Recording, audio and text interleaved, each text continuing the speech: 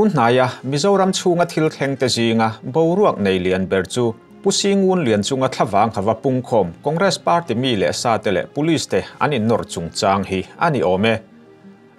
ni e country anga nimin pia kumsang ni som ni le panga marsi som pani khan Congress ML nei chun punguna laka Mizoram chief minister pulal du omache dana lung oilo Congress party mi le sa engemosa chu assembly house tuala lung oilo na lantir tumin an pungkhoma police te nena anin nor boy na hian mi pani in Thisen chuak khopin liaman turani kha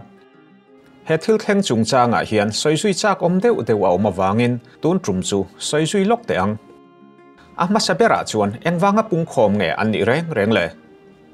Mizoram Legislative Assembly session kalmeka marsi som khan zo na le chan na huna pungu na hian omjanei takin Lai Autonomous District Council CEM ni mek puvizir sanga chungchanga zota ana ka hanjen chuan athip de uzak chu ani mel le mai ati sui kherba ka zo bel na huna zo belin CEM in a chan lain a zo bel le ta zela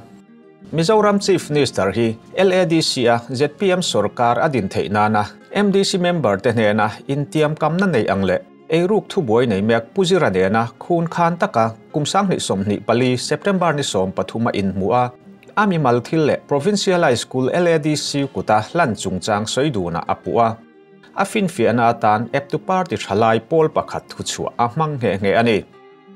an in hnial de ulai lai nu zobel na huna pulal muan puya punte chuan puvizir sanga hian eng case te nge anei ti aron zot vele a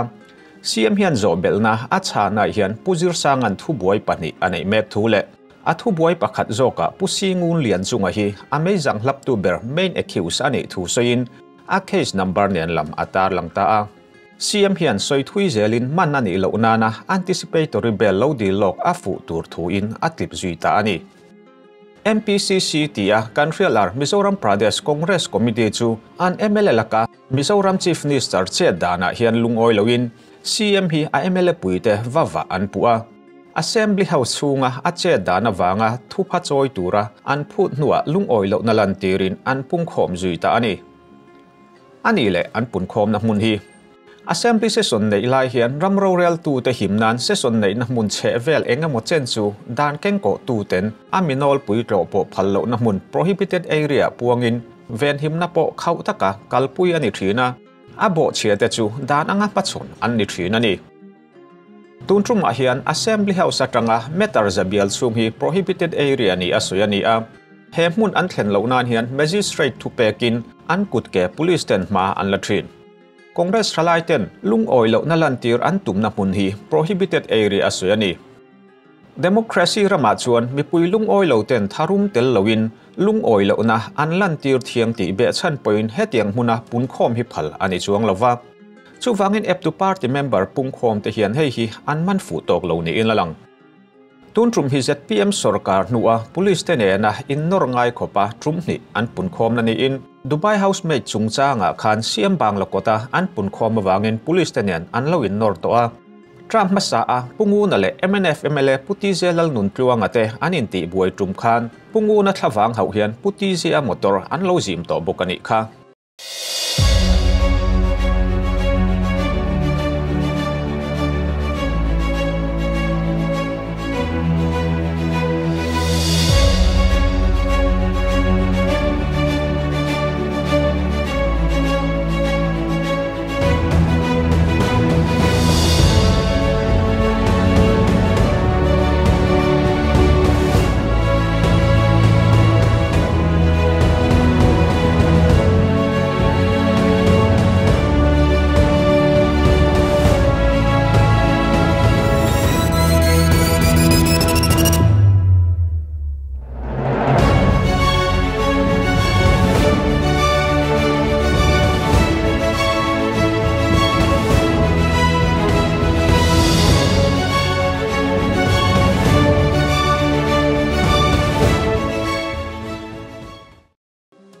tin han chui le tin a ho zonga punkhom hi an lo nei photo a lengpui airport a trolley ti chiat chungchang le bu fai chhelu tuk sem chuania soi chungchang a po kudama tanga bu fai han the chu lob te po an lo nei to ani engwanga Thisen chuak ta hial nge ani Congress thalai te hi sarkar nun nan le thil dang wangin voi engemozat an lo pungkhom to thina police te nena hanin nor chang te po an lo nei to thin amaro chu hetianga Thisen chhuak khopa an in nor thom hriat tura om ngai lo party hlun le in real pol na nei tha an kalphung po za om tak an awangin hoi hom takin an che thina amaro chu tun truma an che dan ero in mi puilunga dum lova an mi le sa te ngei po in an che moi lo nia an hriat thu an soi hlomani an MLA thlawang hawa an buaina video kha chik taka kan en chuan Aizawl District Congress Committee bul tuma lung oilo na an lan tir na a an boruak san chhana party lamin thupuang tu an man awrin na changtu khan mo aphur lian hle in alang a awdan kha a changkang lowa invauna ronga kai kan sarkar la ya lakin ni kha kuthak tu te kha kan chin chi ave don cheu hlau su rayan sarkar don lo kumin kum to pa chuan president's rule kan om don ti le tiang in lek chuan kan lek ve ang tiang chi te kha Cô nhìn thơ khá ta đã tăng in thể lâu đi phiang chu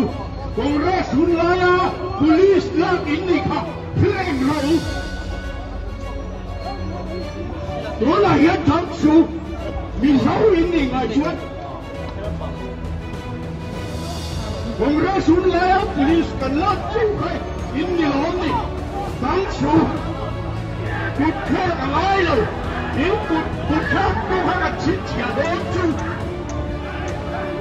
cút in thơ chuột cút thơ đâu hay chít chả đến chu rai là sát thả đó lâu cùng mình cùng tổ chức cho president rule anh ông đó thắng chu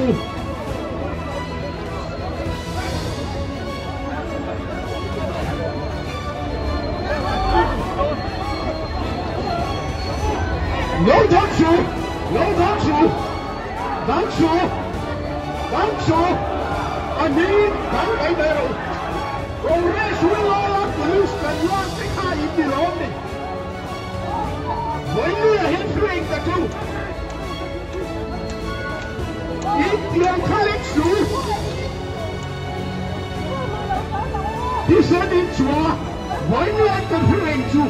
Thisen chùa cũng không cần Pholeng chu anh ở đây thì muốn tôi cần các xây mèo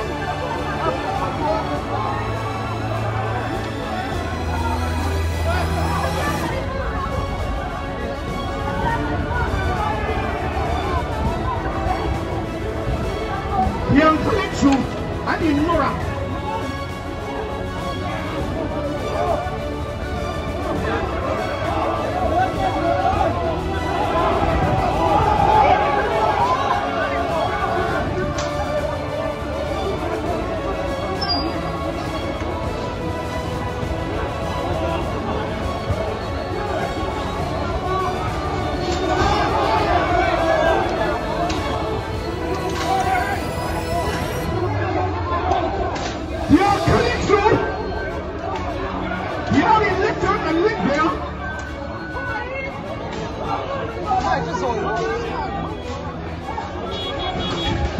yang Pholeng chu electoral kan lek veang Congress thalai pungkhom te khan police in dai dang na bang an siam sutlang lui an tuma atira in nor satlia dewin police te point a khap dai nan a ming sawin tiang an lek in nor na telin barricade an hun te an choi kan vu ta ka chuan a thel nan zakawin talfiak an lek ta chawani dikta kha sei chuan mizo te chu in then om khoveng vek in po tlang tak le in thratlang tak kan nia chuwangin police te khan an mizo pui te vuak kha an hrengoi ngoyang a thei chung chu tiang lek lo an du ngeyang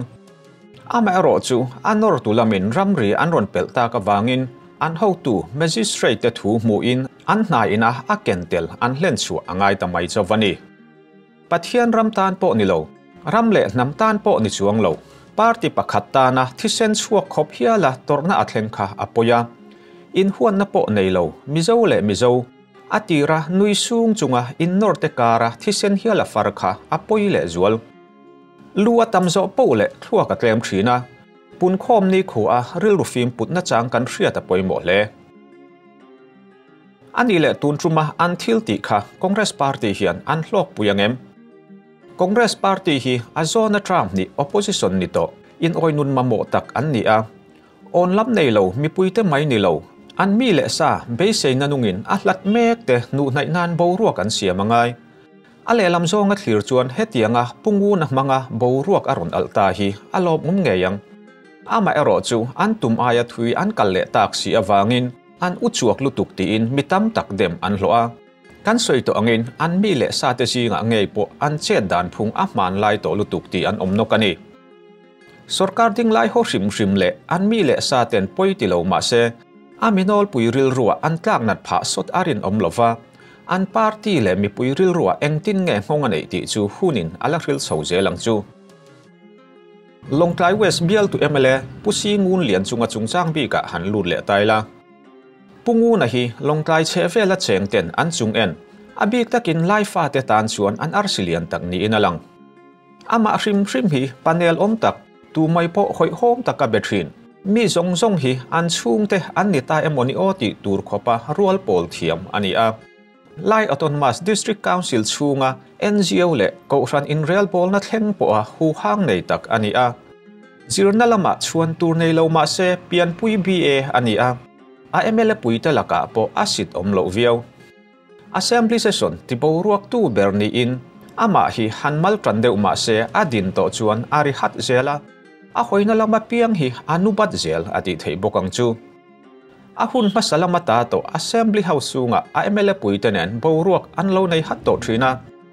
chen veti department minister ani lai khan Congress MLA tho pupi si zoram sang lian anian vokte mong ping chung changa an loin nial bap to a minister ngay ko din yo umlan da ka fo kung ay ka din lo di chu lo lo di action dan la ma lang ati ya action la kan din ho di to so yin fu pa la ba ka ka din du le yo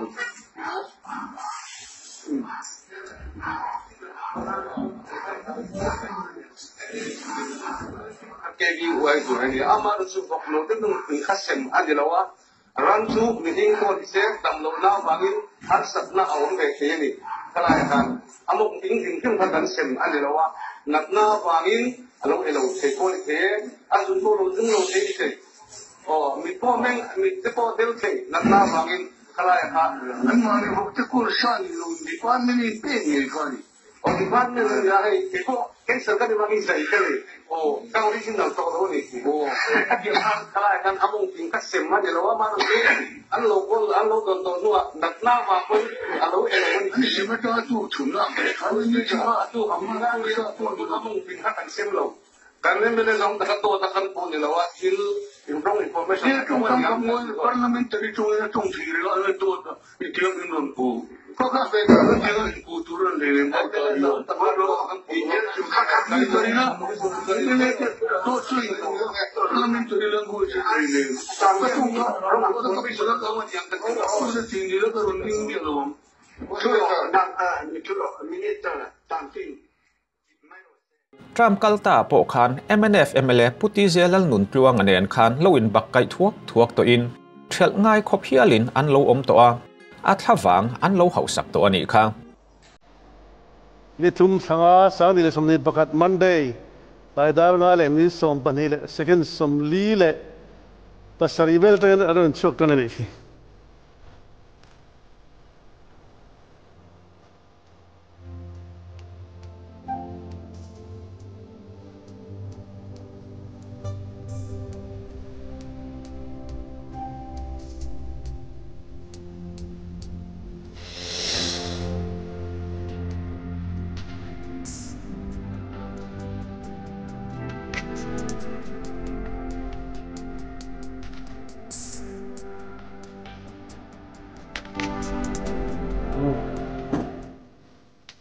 Top mai em anh lại phen on lẻ rồi ti chuan kung sang ni som ni panga a han her chuaka Thisen chuak khop hiala a thlawang hau ngain a om le ta ani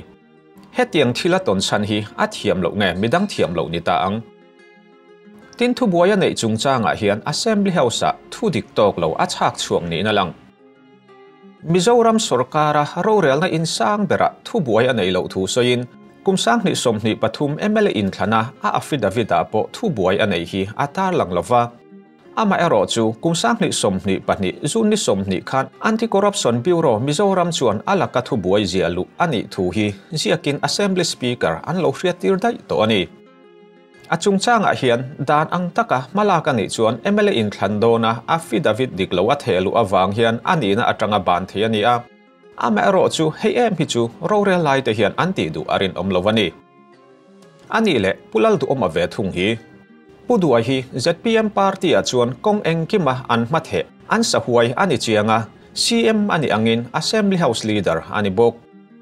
CM hian nimin March ni som pathum khan Assembly session a omlo laya liam tuar an lo om chu poi ati thu soin an buaina chan hi puvizir sanga chungchang voi engemozat house a phor ani iwang ani ti asoya keini phor ani lo adik chia chuan MNF le Congress in du taka CEM an nei a CEM lo nu po a sorkar in troman siama advisor to CEM anda ani a ZPM alu ma a du taka hotua an nei ani atia asoi omzia bera chuan tuna ep tu party a tangta te du tak ni thinin changdang akan santa ka chuan a sangoi lo zon puito thinten an tong chiam ti na ani berang chu engpo ni se puzir sanga chungchang ani emo punguna chungchanga ani emo pudu oma hi MLS satlia ani lova state khata pa ber chanchang ani chuwangin midang zong aya ado theiba ka athin anel zualanga ya tongkam moi ahman ram apoi mo lebok anticipatory bel lak afua arin thu asoi kai te kha thil tu lo tak tongkam chuang le mani abulloka tongkam moi nai jok man tura omreng laya tongkam deng khong amang ve kher kha fakmoi chi ani lo alu bera om ahmatonga dingani awangin vomron le koron ahlo fodona tongkam deng khong tak taka an trim chang po a omang chutiang huna tak chuan pathian rongbol tu ani ang taka ril rufim tak puwa state khata pa ber ni tlin taka tongkam don son nuam jok a chak chua afu chutianga ati theyani phot chuan mi puiril ruwa atlana zualanga midang duang ti vezel thin du vezela nilovin Mizoram mi puiten an duron an lal du oma ani chunzom zel theyang ato bera chuan puvizir sanga chungchang han khelve thung taila Lai Autonomous District Council CM atana an lak lu hlimhlot puzir sanga hi LADC huam chunga middle school zirtir tu le nan teaching staff somthum paruk lak le sum teaching pen thu buaya kumsang ni somni le pali January ni som pakua ko tin thiam lo alo chantir to kha ani am kumsang ni somni le pali January ni somni pani khan Special Judge Prevention of Corruption Act Dr. H.T. Lalrin chana chuan kumli chung lung intanga cheng nuai li choi turin a hremna alo ti chuak to nge kot sang zoka a apila wangin a zalen ri animaya hei wangot hian mi puin ama kan mu dan a in thlak pha to chuang lo thil hluite kalsana kalphung thara haram hruaitum ZPM in LADC a sarkar na siam an du awanga BI om tak lalut satlia mai lova din mun sang ber an luatir hi an sarkar nuwa anti swalian ber ni inalang an thil ti hian an party tan ngai po malsom na aya inten ton na a hring thain arin om hialani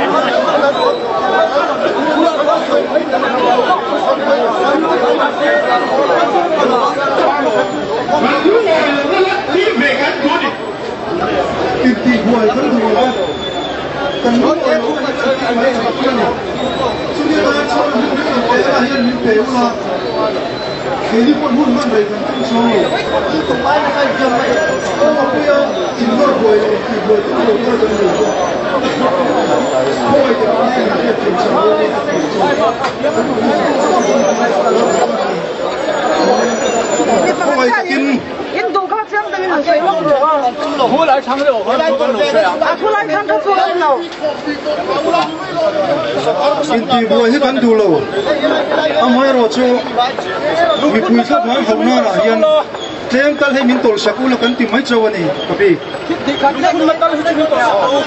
lungpun seng chaw hi min tol sakro hun kan mang rei lo ba aram sin tur rei lo te hun kan mang to mang la kalai soi ne khan ai nang le lo không ai takin min tol sak sakro kan sa kho mai chu kan ho tu te le kan police te pho kan sa lu tu amai ro chu không ai takin hay chu min tol sak sakula rei lo te hun man kan du ni cái món gọi khoa cũng sẽ không có đâu mà gọi in em ba phải sáng hôm nào cái này thì là cái in nó gọi là cái là in phong nó tên cái giờ điện thoại không là sáng xe thì khai in đủ giống cái số sấy mấy ula nhà cái nó in nó in tiếng nó tổ chức lâu ula ta cái số lâu thấy xí là ba mình sẽ theo ngay hay mấy cái hiện lâu cái in nó đón tiếng chú bảo phương in nó tụi nó lâu cái phải nhìn rõ lâu thằng đi bộ chú bảo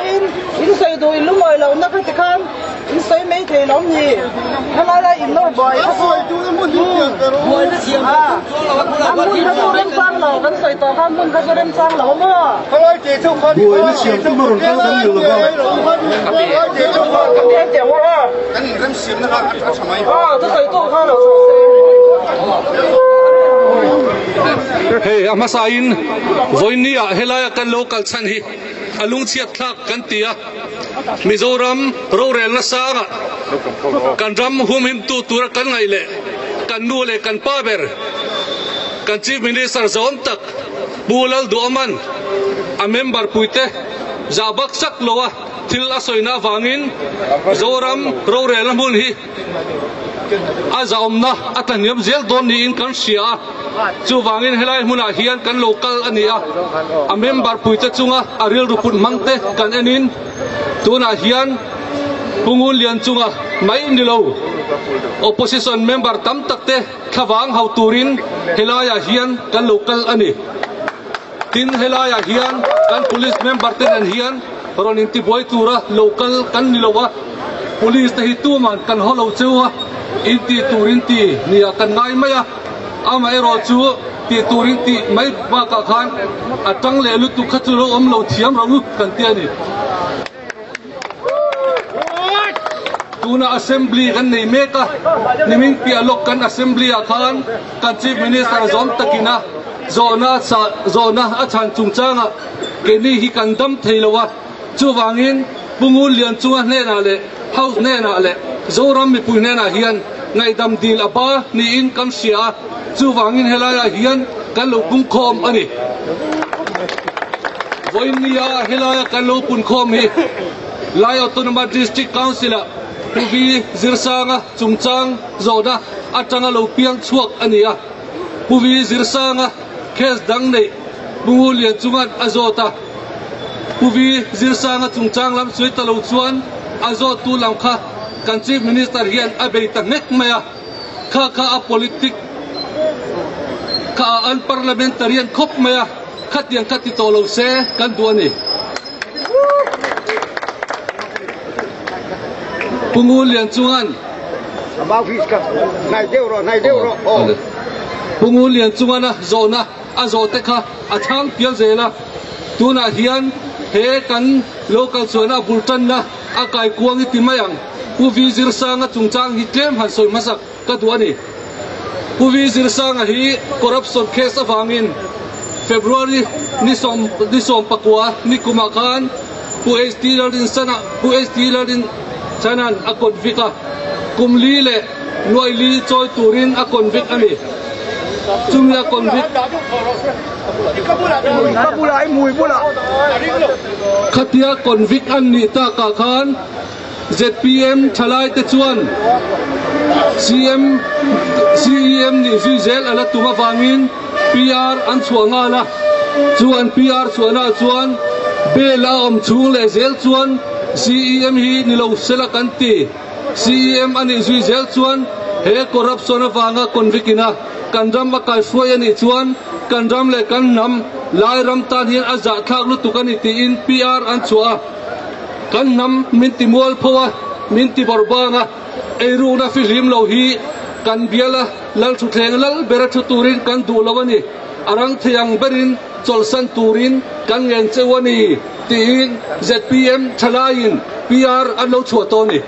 chu tu na kan ruling te hiani an PR an chua zel dan chuan mi pui min za lawa min tham lawa ban na the lut lawa office akal chung chuan ZPM lai district headquarter thalai chuan thei topin kan do zel do ni te in tu chua pon siam ani an ni hianin ZPM in zorna kha an chianga kal phung dik Mizorama akal theina turin thei topin ma kan la ani an tia chuta kanjam hian rorial na dik amamboa chumi tu chuan ZPM a thei to kan lo chua to na te puvi zir sanga hetia corruption case awanga kon victo rorial na lera thu fu mai kan mu hian kan ngai ngam thei lo ani an tia tuna hianin an PR ha hian ngun taka kan en chuan ZPM ho ye zak ngoi tur chu an ni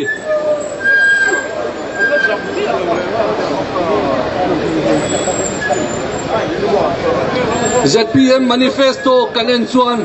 an manifesto chapter 9 administrative reform an tarlan chuan tin nge ni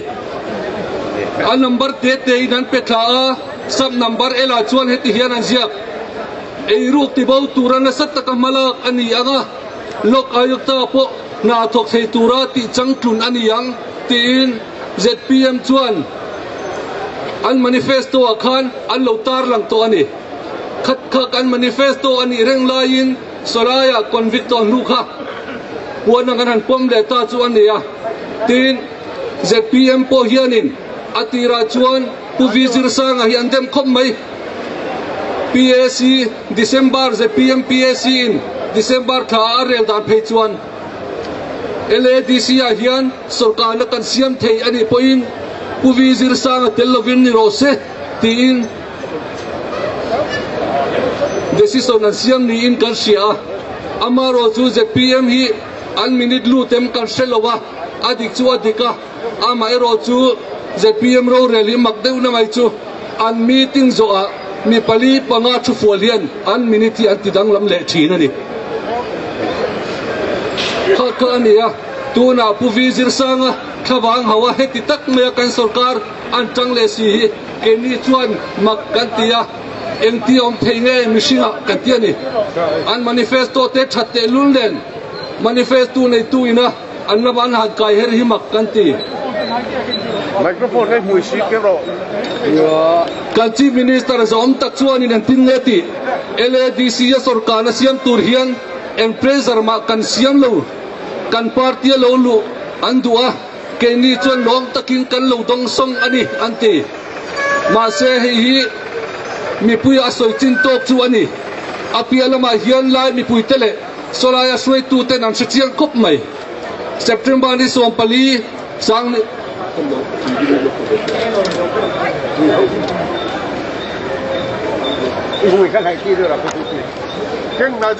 September ni som pali sang ni som ni pali khan chief minister in puzir sang abia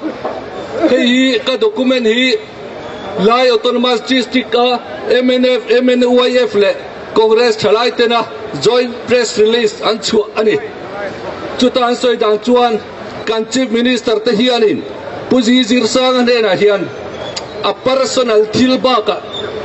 provincial school som pariat LADC kuta planturin pudwa hian atiama tin nen pui wildlife sanctuary le Pholeng National Park LADC kuta hlan kha atiam boka chuma yalani lo officer post som ni don lang na permission kha Mizoram sarkaring apeyang atia chumi pialama lai CEM Bangla tur saski yatangin saknal turan yang tikha pudwa hian atiamani hei hi sonaya kan thalai te press release atanga kan mu ania in February ni som sangni le somni panga khan MNF legislature party mi somjet ma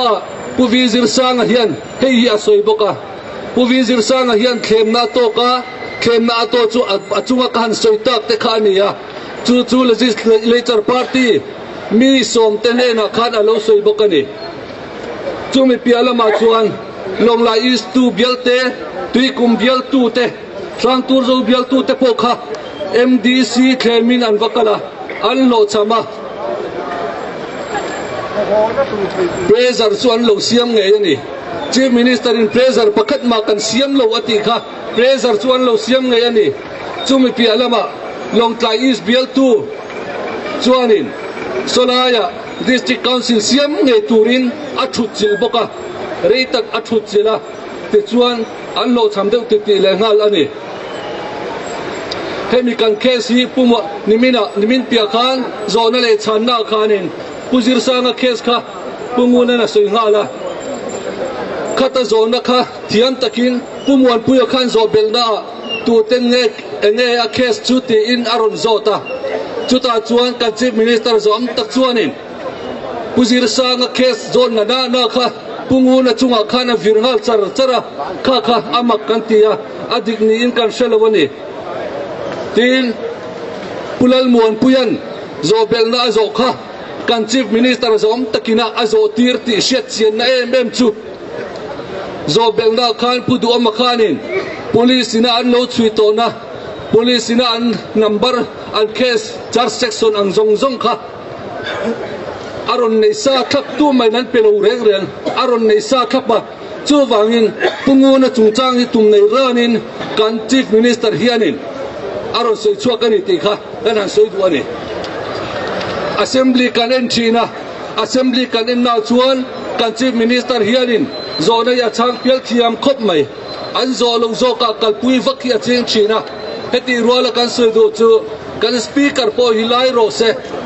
padla abuk rengil le lam hinem bet char su se kan tiani tuna hian kan chief minister masa te ti ngai lo kal khung tharin an kal ania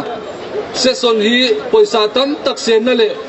Mizoram sum tam tak luan jal na ania helai muna hian holam tak in chana mai turaneu zoram mi puita hianin thudik kan siat na le kan muna nar ani nge tura kan ngai turani hei kan sia akar kalta khanin zonun zemoi ti thupuya mangin lamwala chapchar kut ro puita kin kan manga chapchar kuta kan chief minister pulal duaman zonun moi thu thatak tak asoya mi zong inan faka avaro pui e manti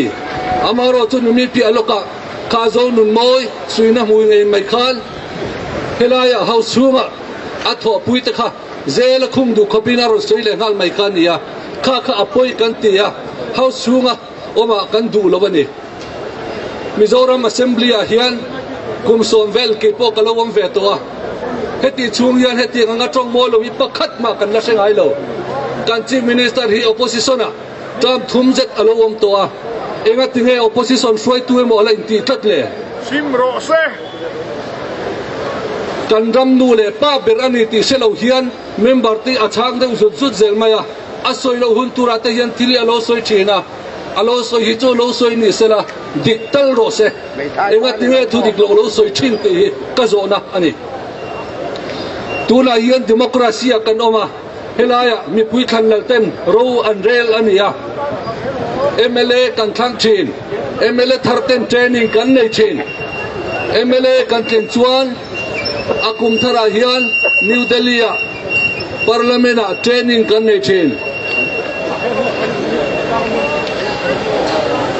pudwa hi a training na reito niang kanin sangi le pathum khan MLA atlinga sangi pali tirhan MLA thar ani hangin training na akal veya kami ba ka training na yan ay chunzom niya lo aniyang kandam kan assembly kalpung heavy kan rules of procedure le conduct of business hi kan chief minister hianin chairnon le turi ka advice ni tuna hian ane so to lutuka ativel mai maya adik silowa hei mi puin kan tuara kan house zom na hian ni tuna hian atuar mek ani kan house a hian member tharte engamo zat anuma wangin thil kalmak an shevek lowang ti hirin ania chu wang chuan ethics committee po kan nei china ethics committee na soinan chuan committee ina ati turbera chu to oversee the moral and ethical conduct of the members kan member te che dan moyen an kal da tu dik takin an kalem ti te kha khatyang te kashiat angaya chu kan speaker kan house leader berhianin abo pel zul maya poi kan ti ani tin chu mai ba ka 6 schedule ta hian kan ne ni chu ta 6 schedule a chuan an tin ne ati member te an tong lain heti hian aron ti any matter of fact on which a judicial decision is pending khatir kha unobserved ngai turani helai schedule diat panina ron so yang chuan personal reference te ka soi turani lawaron tiani personal reference kan ho tu yana siang nam lutu kan dan hi chiernon le ro se chu chier le se kan duani tin chu mai ba ka speaker shall not speak unparliamentary words parliamentary lo de rorel tu tongka lo de hi asoi turani lo member chuan atia member chu soi lo chief minister berin asoi maya hei kandram ta na poya kandram house kando relamun pui hi azom lo ta ani tin chu mai baka general ethics antia kan member te hianin ti tu le ti lo tu te po hian nei veka Indian constitution part 4 of the constitution khanin fundamental duties oma sesona an chudlai te anom lai vel re etik lai po hian ro se assembly member te chuanin part 4 of the constitution an shareng turani tiania khalai kan bo pel na salutu hei speaker po hianin longai chang ro se tin somli parian na somnga pathum na ro se dan chuan member te khanin mi puitana mi zaom le moi luthe yang berkhan an din munte an siam dikurani hela hian ro se boka voini a hian kan chief minister hianin hei hi chiarnon le sela lore le kal phung dik takinom le sela chu kan du ani kan soire to lawanga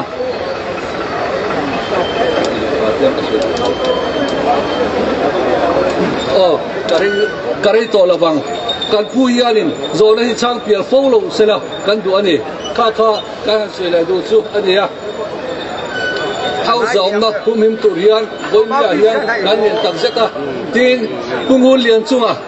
tuna hian case ane yaron tia kha hei ke po sarkaru kila kumni kom to private to kila hian kum som kom ve to ani tuna hian pungul lian chuan case ane yaron ti bol me kha ti tak taka chuan police ten case in chuya charge sheet thein da to prosecution sanction in dila kami makan magistrate pakhat mala thleng lo rang chuwang chuanin pumulia chunga hian case ala nei lowa pumulia chunga hian case ani ani chuan kan chief minister ina siam ani yang ti ha lo ring ro lal ngai lo lalana an la kha ti khania voinia hian tu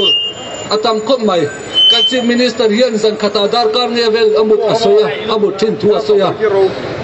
combo di batin niat aham dulu nga ay lapok oh ni kasuri to labang tu ma po hian amut kham lo tu hi kan nang an mayem ti kan ngai chona man di voi nia hian sui tur tan tak oma kan ro re la sanga hian kan speaker hianin kan member te thawang hausela kan chief minister po hianin thu pial takin chang fo lo sela do sui to su se ti kan nen du ani kalame mi puiten kan siam chan te hria mi puile ram thawang kan ho tu te thawang kan ho ani ti min thia sak turin kan hanin ngen ani democracy ram ani angin mi puiten be sei sang tak nen kan ram kan ngam mi puite min hruai tu tur kan thang chuak thina chuang kan thang chua te chuan zo fa ta kan mule hriat ngai lo ma son na tam tak thang thar te chun zom tur min nu chua me kani khanga khan mi puite du sam diak chu a thleng man lowang ti kan ring hole voina hian kan politician kalta thale zung ril tram le hreum tura nun na hial tha pa kan ram le namta na lo thok to tu te zong te voin thlenga thok tu te in chunga hian lom thu ka soyani den thatlai le chaklai zong senga sarkar ta na thok to kan sarkar na thok te in fak kan tia in chunga voina hian lom thu ka soi bok ani den ko khan le NGO te ming chiat le den ming chiat le hreum po poisa lowa lo po nei lova sarkar in lo puina le ram rong in lo bol na khan voinia hian lom thu kan soi bok ani ten hun in thakin kan du dan le mason na athak thin angin politician le kan ram hroi tu te kan be sei po ain thak zel ani hi thil ni pung tur po ani ome ro reng na phong von tumin political party sang te mi puya kan in zuar thin voina kan son mek sarkar po hian chutiang chuan mi puya in zuarin ramta na thei top chua tu te le sarkar ni thok tu te thlenga beisei an phak lo thule thaber ni oma anin soe wangin voina chuan rorel na kan te a amai ro chu zoram mi puito hei hi lo ngai tu teu khai kum khat pung lum te meu ro re nan cheu chung khan voyeng zat nge in soi fiana mi puin kan lo ma chon to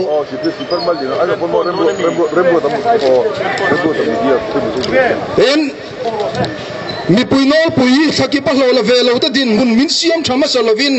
ni ti nei chop zong ta poisa bom zen pui chungin sarkar an kalpuya mi tuinen kan thuta der chu nei hetuna hian gun na thok tu te be sei abova an be sei le an thora tel ain beidon na roma nu an no mega wangin mi tuinen tuna hian kan kot na thok tu te an thu me gani thotan ni kan ram ro rel na insang berathil thleng khan mi puite min vabar khai chiang em ti hi voinia kan soi le jok do ni kan CM le house leader za om tak ni bokin mani MLA pui khale chen ram le nam ta na hun le tha thonem ngai ta ka hlan tu pusi ngun lian chunga chu anticipatory bel deal turin thuaron pe a chu ba ka kan sarkar nu thokte po za pa na le dim doi na om lovin chongkam den khol tak nen atu noi mek ani hi kan CM hi athu nei na hi talfiak amang zel don ni chuan zoram mi puito kan malam mun hi ngai to chian ngain avalung chia thak em ti hi voinia ka soi te du ani kan CM hian heti taka mani MLA pui pusingun lian chunga ari grab na chongkam amana wang hian ngai dam dil hi om kati puya voinia hianin ngai dam dil turin ka put bok ani ato paka soi du chu hun ka to chu hunin liam puise Christian na zonun se moi kan ti te kha khoya nge om ta ro re tu te hian von nun zel kan tu mem ti hi tun huna ka zona po ani ten democracy pal zud na nialang thei hi athalova zoram mi puite u voini hian ido daw na mangu ti hi ka soi du bok ani kan ram ro rel na insang ber assembly house za om na ti borban ani lo nan kan ayo kan than le turte a mi puite ifim kurtel bok nguti in kan soi tel tral du bok ani dan hian thei big nei lo ro rel thei nan mi puite i tang ro zelang u atop na tak taka chuan he thu hi karil ruwa lo in zing a sual nei lo piang in ama chulungin deng masaro se ati hian kan ram ro rel na in sang bera vo khan na thu kalo thiat hian min ti khachuak ani he thu hi apoi ka ti kan ram ro lu hruai tu masa ten nun na tha pa an sual chuale kan chor tang kai mek te paisa chantir tur laka ven tha vong hi ma son na ne na chei bo turin nang le ke hi mo phur tu kan ni mizorami mizota nang le ke hi duata en ko tu le mi puite thamon tu kan ni ti hi voinia hian in che thar lengu kalome zoram mi puite le party ka tho pui zong zong te voina hian zoram political history a Tilsiat reng to tur kan thei le to ga lo tur thu athenga helai mura pun ko mangai ta hi poi kan ti ani Congress party kan tho pui chen khat ten hiam an tua ramlen nam ta na ni chuti ro chuan police te ni na ta ki da huat na cheu keng ma kan le lo he ram siam cha tu hian Congress party hian thei to pachua zel dorani ti lam tir nang vai step khat cho wala ni step khat cho wala ni misal paten lo ngai lo la lakha an lo ti thin vai na hian tu te mo lo dai chu kha ni mi pui la ba kha zong zong an bek pera an ni da thum cha le tu cha cha nei chara vainia kan sarkar thara dang lam lang sa tak kan bu chu an MLA te vun alo nal sop chu ba dang lam da Mizoram administration a hian mason da tur hi a lo tat ani avan doi tha kan ti house chunga ni se opposition emo lain ti tat house leader kan nei hi avan doi tha kan ti a assembly website ta nge MLA ten trong kam duom lo an man lo tur lis hi an dani assembly website ta chu chu hai hi ani assembly website ta he document hi da ania MLA zom tak ten an MLA pui mi pui na an than ve thote za lo taka trong kam deng khong le nei nei le vong da o ka an chak chu le to ren India rama dan siam na yin zong le Commonwealth ram British da la o to ram dan siam na yin zong in he in kai suai na hi an zom vek ani kan house sang teng kan thalai ten an thian da sia kan MLA ta chavel yan thian sa sia an parliamentary expression man tam ani hian kan thalai te a hian mong thalo an yang ti Congress party chuan kan ni wa mani chuan he house zom nahi chata ka vom chun zom zel ani thena to ring kan ruli MLA te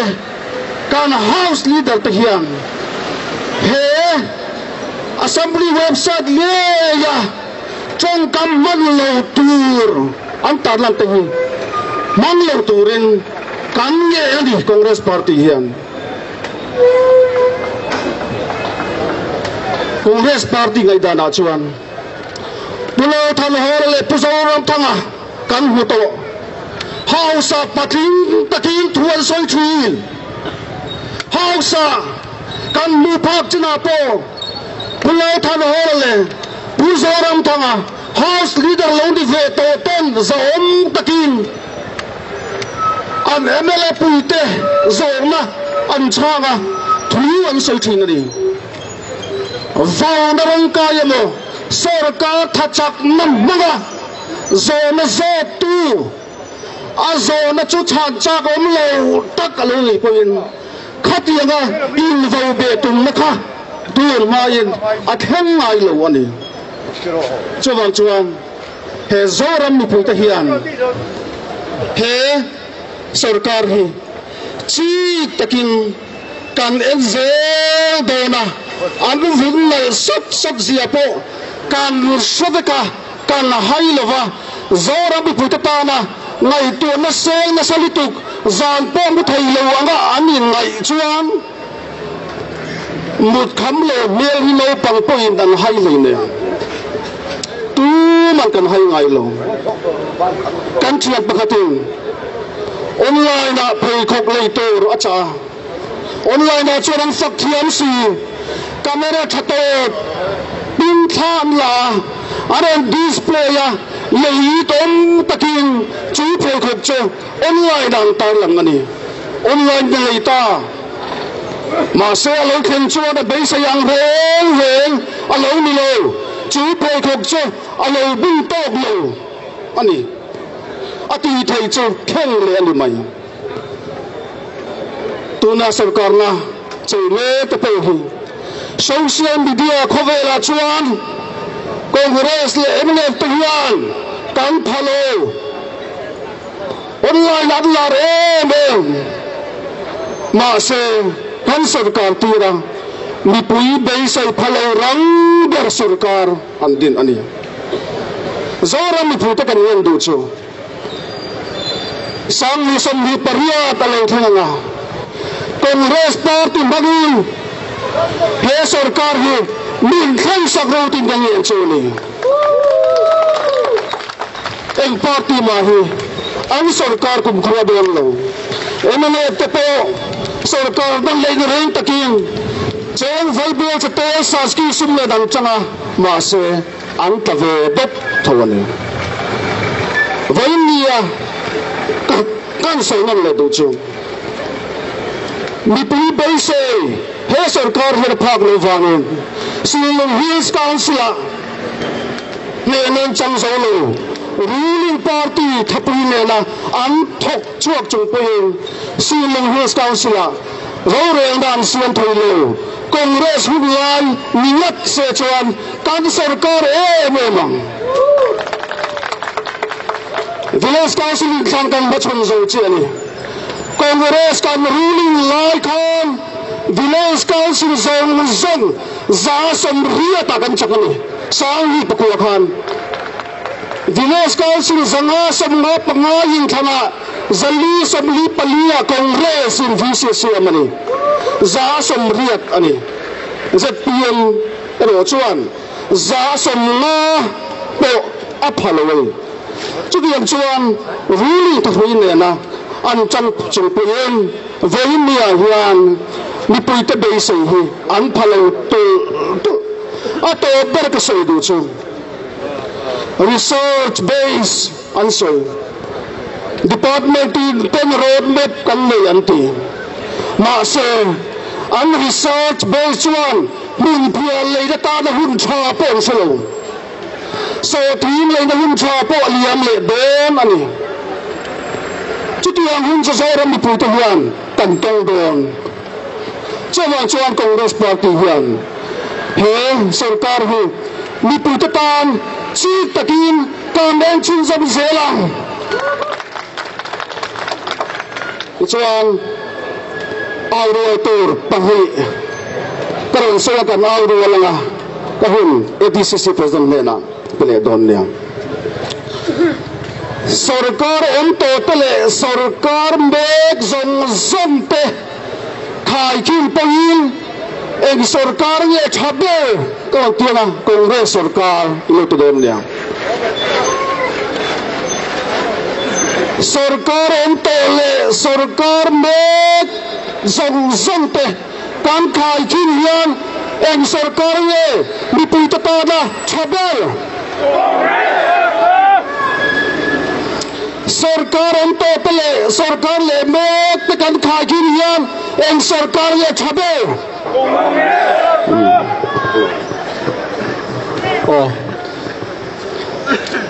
Dr. William Soma kan lo me hei vania kan police te do thei takin hun kan man chung zoin min lo tro ma hun tha min pe a kan lo me ma vania kan ramle mi puite kan MLA zam tak tak thawang hawa wen hun kan ban man thawang hian kan lo me boka tiang chuanin với nó cần hun cho cái lưu tụ tốt tổ mới là in sẽ phải chung ạ lên thú cần số kan lo me